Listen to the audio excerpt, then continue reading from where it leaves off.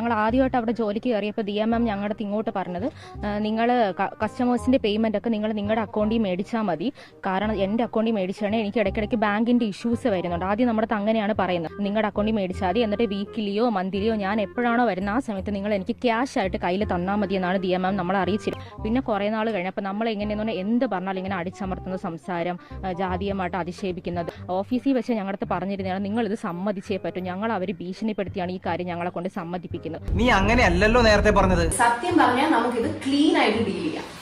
അല്ലെങ്കിൽ ഇപ്പൊ ഞാൻ ഈ ചോദിക്കുന്നത് പോലെ പോലീസ് ആയിരിക്കും എന്ന് ചോദിക്കാം. എപ്പോഴാണ് ഇത് ആദ്യമായിട്ട് ചെയ്തത്? എത്ര നാൾ മുമ്പാണ് അഭിനേതൊക്കെ അറിയില്ല, പക്ഷെ ഈ കുട്ടി പറഞ്ഞു ഓഗസ്റ്റിലാണെന്ന് പറഞ്ഞു. കാര്യം പറയും എന്താണ് ചെയ്തത്?